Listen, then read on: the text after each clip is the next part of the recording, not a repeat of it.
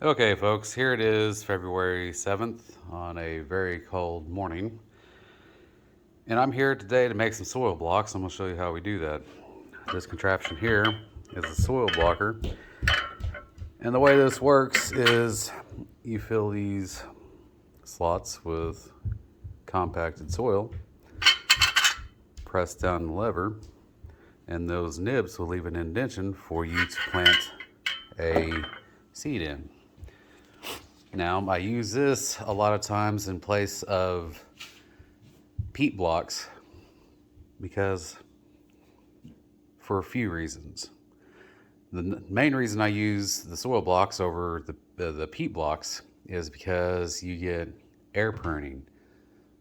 Whereas with the peat blocks, a lot of times you'll get root-bound plants. And that can sometimes lead to some issues. But with this, you'll have individual blocks that'll have air all the way around each one of the blocks. And when your root hits that open air, it'll prune itself off and then stop growing. And that's what you want. So right here I have our seed starting mix that I have made myself, and I got several 10 by 20 trays that I will be filling up and get ready to start some seeds.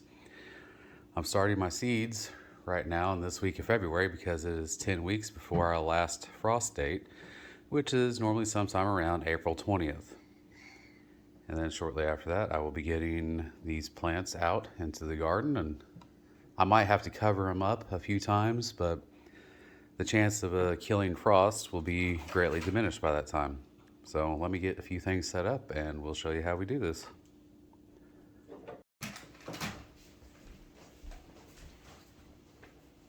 Okay, here I have our potting mix that I have mixed up myself with compost, vermiculite, and peat moss. I'm just going to add some water to this. Now you want this to be really moist.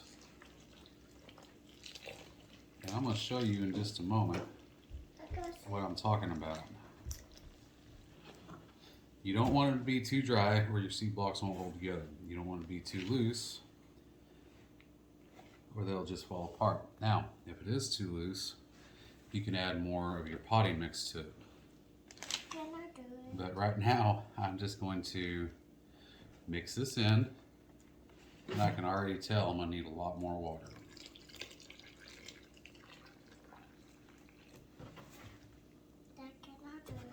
In a minute, baby. Okay.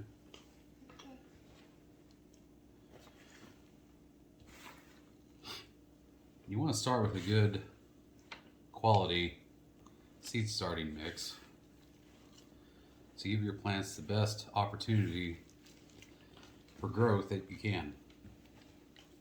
Now, I don't have any working heat mats at this time, but I will set this over the top of one of our vents under the grow lamps, and it'll stay about 70 to 72 degrees. And that's what you need your soil temperature to be when you start this project. Right now the soil temperature is kind of cold. I'll put the seeds in it, and that won't be a problem. However, after doing so, they'll need to be warmed up so you can get your germination.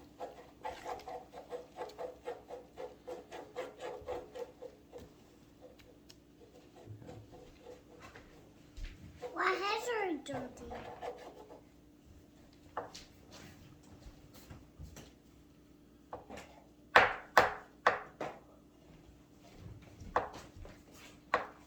Why you got cover that? I mixed it too loose right now, baby.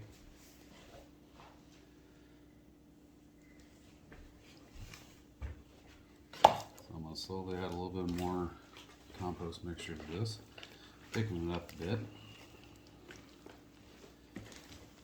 Now, you want this compost mixture, this seed starting mixture, to be loose enough that when you grab it and squeeze, you see moisture coming out. but you don't want it so loose that it's going to be runny.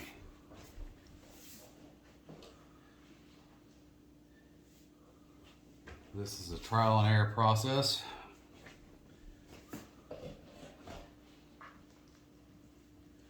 That can have some more milk. Yes, we are. Okay. Trial and error process to get it right.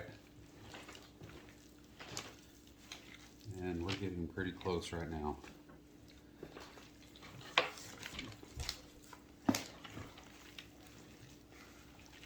Get this all incorporated.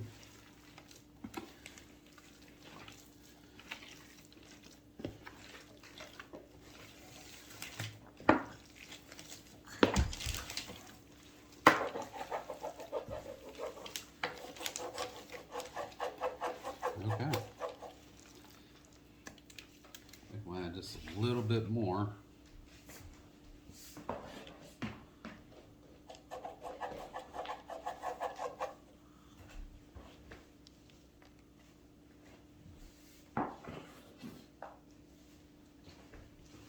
If your mixture is too dry to start with, your seed blocks will crumble.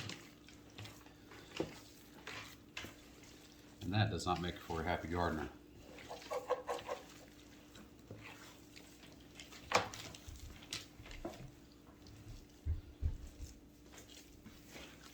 Okay, here we go. You see the moisture coming out, yet you still hold your shape. That's what you're looking for. Now, you will take your soil blocker.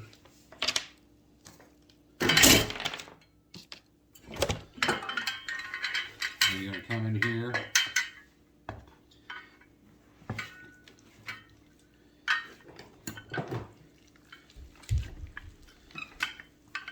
and you're going to twist and push, twist and push until you see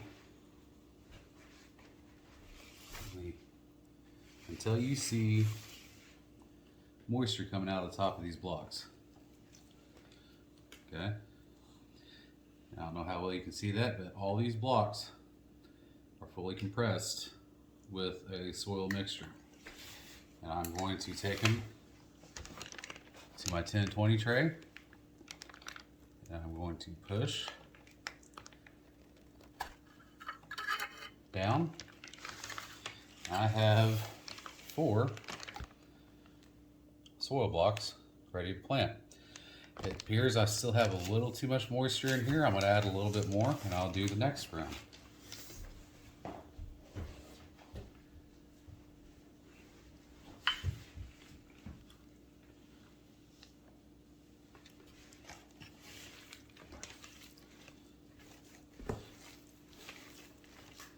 Those aren't bad for the first ones, but I like them to be just a little bit drier. Now they will dry out, of course, and you can get about 50 of these 2-inch soil blocks in one of these standard 10-by-20 trays.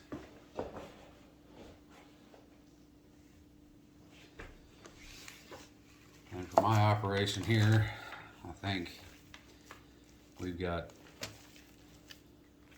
9 of these flat 10-by-20 trays. And I've got about 10 or 12 more elsewhere that we'll get seeds started in over the course of the growing season. My wife and I are really excited about producing our own food and making sure that we are as self-sufficient as possible. This looks a lot better. So now, again, you're going to take your soil blocker, you're going to run it up into this soil mixture. You're going to wiggle it on your way down until you see moisture coming out of the top of this soil blocker. Give it a little pat if you want. Scrape off the excess. Is it my turn? Not yet, sweetheart. It's your turn? Yeah.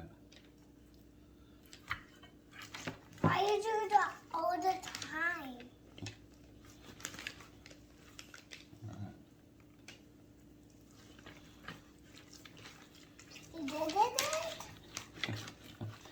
Yeah, baby.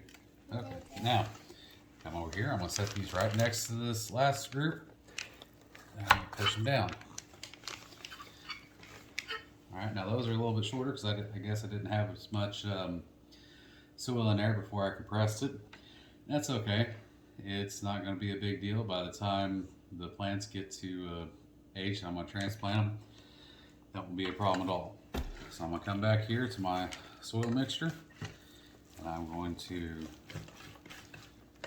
scoop and wiggle until they are all filled up.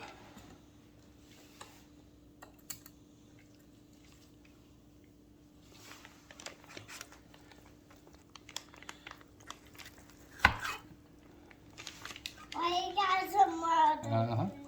Pretty neat, isn't it, baby? Yeah, I want this thing. Okay, folks, I'll come back in a moment when I have this tray filled.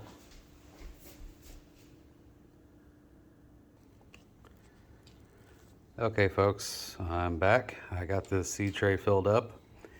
And as you can see, there's a few of them that are a little bit shorter than others. That won't be a problem though, but this is the first seed tray I've done this year, and I'll be getting this one planted with probably tomatoes and peppers, and I have a couple more I'll be doing with cold weather variety vegetables such as cabbage and broccoli and maybe lettuce.